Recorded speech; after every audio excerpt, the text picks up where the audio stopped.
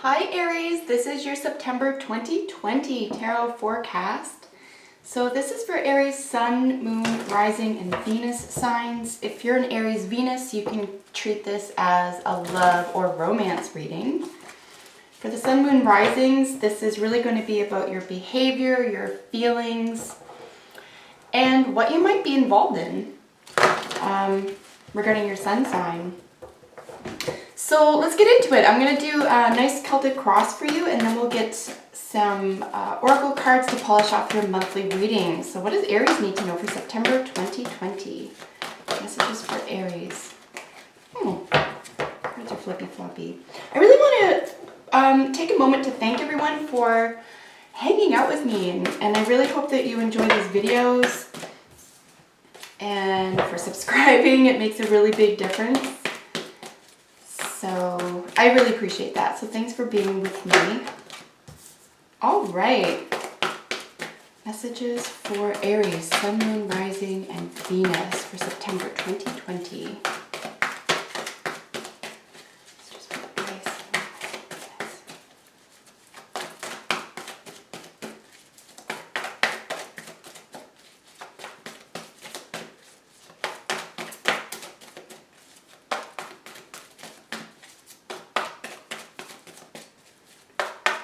Aries, Sun, Moon, Rising, and Venus for September 2020. All right, folks, I'm going to add to the jumper that you saw escape the deck while I was shuffling. That is the King of Pentacles. So we're looking at a Taurus individual or Taurus influence or something having to do with possessions and possessions, ownership, that type of thing. You could be dealing with a couple here as well. We have the Queen of Swords crossing that. So there could be something to do with property ownership here as well. Contracts, alliances, communication regarding contracts and alliances. Something that you plan on lasting for the long term. I'm just going to move these over a tiny bit, guys. I moved the camera around a little so you get a better look at the cards. So I hope that's helpful. All in all, I'm seeing a really nice reading for you. You do have a lot of options. You do have, your advice here is the Seven of Pentacles. You also have another seven over here. They're sort of looking at each other, so I would really pay attention, particularly the first 2 weeks of the month, at clear communication. And make sure that someone is giving you all of the information, all of the data, the numbers, this type of thing. We have some cups cards for you too, some really lovely cups. So bottom of the energy is the Pisces ruled Knight of Cups here. So we are dealing with an individual who has brown or golden brown hair, possibly blue or gray eyes. Aries, this could be you or someone in your environment. It could be a Pisces individual or someone who is really, someone who's definitely younger than you. It can be just by a day, but someone who's typically speaking going to be younger than you. We do have a child over here, so this could be your child or someone else's child, or just the beginning of maybe secret communication or like heartfelt communication. Way over here in the, say, third week, that's probably going to feel a little bit passionate, or you're going to feel passionate about something here. But in terms of the overall energy for the month, really nice soul-seeking energy. So Pisces rules the 12th house. And this is what we're looking at here. We're looking at someone who, either an individual or energetically speaking, someone who is in tune or aware of the energetic world.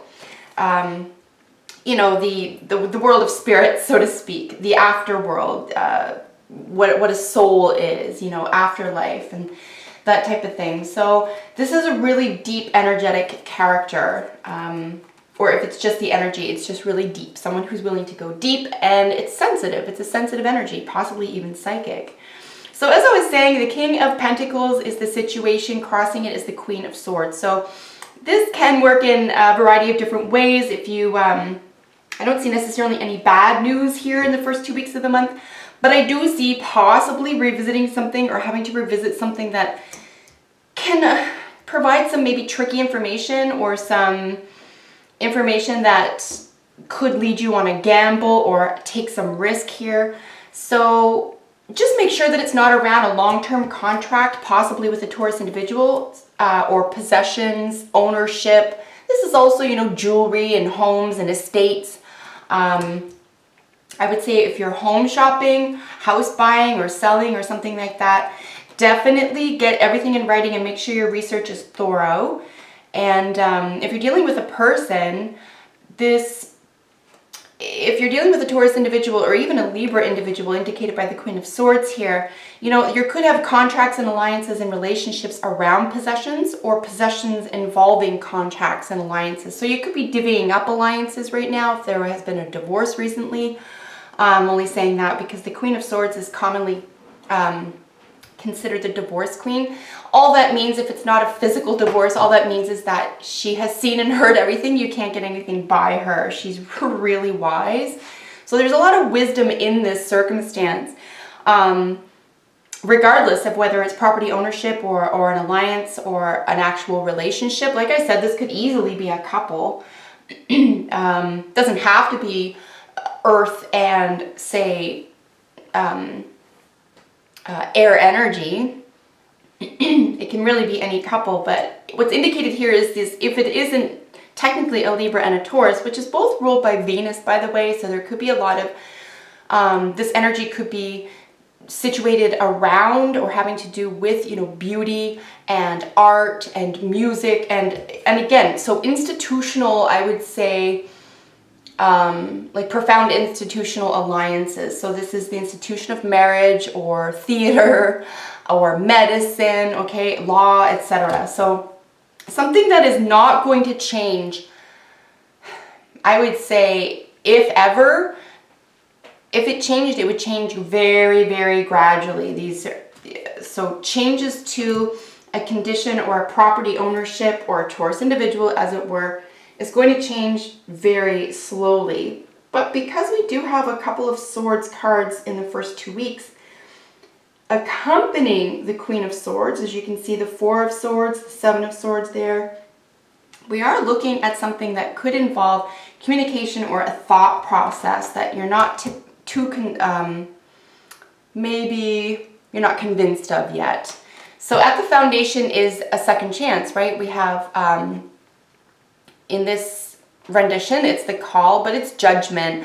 And it's a new life. This is really a new life. This is sort of what I would consider the card of Easter. It's, you know, there's a new chance. There's a new hope here.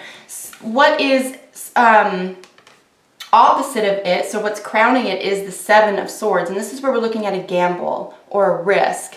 I would just make sure, like I said previously, I would just make sure that you know what information you're getting is sourced properly. You know what data you have, the communication that you're sharing with somebody around a second chance or, say, a new life moment. Just make sure that this gamble or risk is something that you are acutely aware of, all the fine details, the fine, you know, all the moving parts.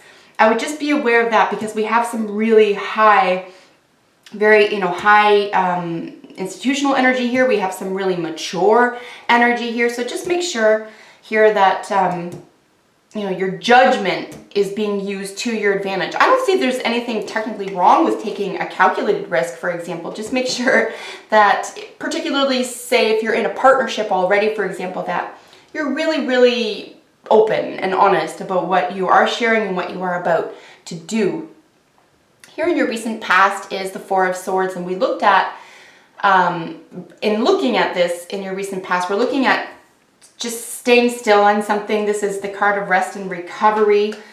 There could be some healing and maybe just like keeping your thoughts rested for a little while, perhaps waiting for inspiration, allowing, being receptive to information or inspiration at this time in your recent past. And it could have led you to this moment here early in September where you have a lot, I would say you have something very significant to consider. Either in letting go of or in acquisition. So in your near future is the Hierophant. Here's where we're looking at some more Taurus energy or second house, right? So again, we're just looking at possessions and refinery. We're looking at the jewelry and the clothes and the assets, right? And this could, of course, be real estate, land ownership. So yeah, you could be involved in this in September. It could be very exciting for you. There's also, I want to go back a tiny second and just say that the King of Pentacles is warm, the Queen of Swords is cool. So there is, if possible, you could keep a really nice balance here as well. The Queen of Swords is also, as I said, it's Libra ruled. So there is this sense of balance and justice here that is going to be situated at the beginning of the first 2 weeks of the month. Here in the How You See Yourself, we're looking at the 3rd to 4th week now, is Leo ruled King of Wands. So again, we have 2 kings, 2 sevens. I am going to look up 2 kings for you because I do, that is significant. But the king here is really looking at a benefactor. There is a lot available to you. Someone is ready to come to the rescue here. If this is not your energy, this is energy you're surrounded by. This is very warm and effervescent and very life-giving. It's very, there are a lot of opportunities that are available in this King of Wands. Let me just look up 2 kings super quickly there, folks. We're looking at business opportunities, very much so. So business opportunities here, definitely get something in writing, get a second opinion if need be. But I do see you headed in the right direction and with available options by the end of the month. Things to consider. And like I said, these 2 are looking at each other. The 7 of Swords, the 7 of Pentacles are looking at each other. And this is really just, are you going to take a risk with what you've already, say, built already and are about to sow, or are you going to develop something else? A risk around what you've already invested in could be a decision that is available to you at the end of the month. So here in the position of how others see you, here's where the really nice, sensitive Page of Cups comes in. And this is a really nice, kind, generous, possibly even artistic, and again, sort of psychic energy here. Someone younger than you definitely could be a water sign. Very likely a water sign, doesn't have to be Pisces, can be Cancer, Scorpio, Pisces individual, or those energies, right? So someone who's typically sensitive and perceptive. But how others are seeing you is someone who is able and willing to be sensitive and to use their heart and to be open to, heartfelt communication.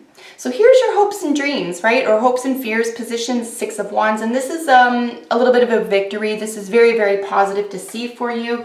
So a victory is in the future for you. You do have an opportunity to do something really wonderful here, to be in the, the seat of victory, to be willing and able to have others see you as someone who is very, very positive, someone who is victorious and who deserves accolades.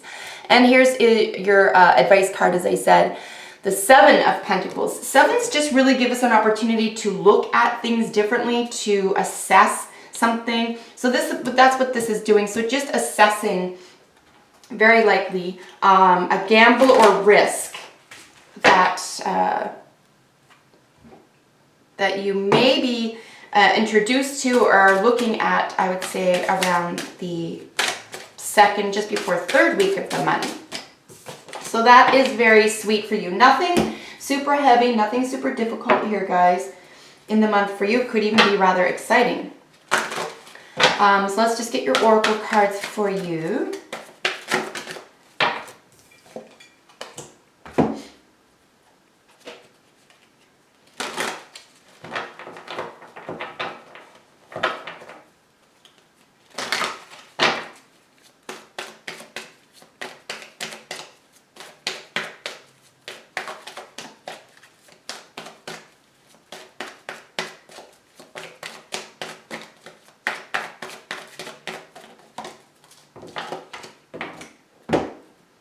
All right, and just one more deck here, guys, and we'll polish off your reading for you.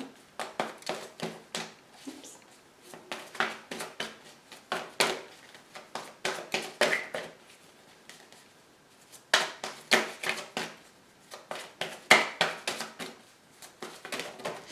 You could even also be, in a really simple way back here, you could have some sort of conflict there as well that needs to be overridden or needs to be situated here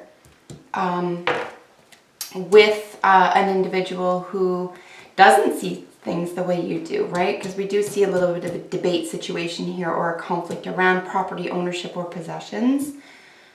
Let's get into these oracles. Truth be told. So this truth is king, right? Truth is king. So I think as long as you're available to that, remember the sun, while this isn't the actual sun card, Leo is ruled by the sun. Leo rules the King of Wands. So something is about to be revealed here that could even touch your heart or be in relation to a water sign child of yours or someone who's close to you. Truth be told, yeah, this is life-altering. Telling the truth is life-altering, and it could be the miracle, right? So many things happen when the truth is told, when we stand up and tell our truth and face facts. It's incredibly empowering. Playfulness to recapture romance, allow your inner youthful spirit of fun to shine. And this could be part of what's going on here as well. It's sort of saying there is value in maturity, but there is value also in this childlike sense of newness, especially with this opportunity down here, this sort of Easter moment where you get a new chance, a second chance. And then the dolphin is manna, and this is looking at the richness within, the richness in your own life, the richness that you have, and then that you possess, and then you share. So some probably more deep than not messages here for you, but really gorgeous reading for you. I don't see anything difficult, maybe even something really exciting by the end of the month, a new opportunity or assessing a situation where you could take a calculated risk toward a dream or a goal that you've held for a great deal of time. So Aries, thank you so much for joining me today. I love reading for you. Please check out your other videos, your moon sign, rising, and Venus videos. Cross watch if you have a love partner. And I'll see you in the next one. Bye for now.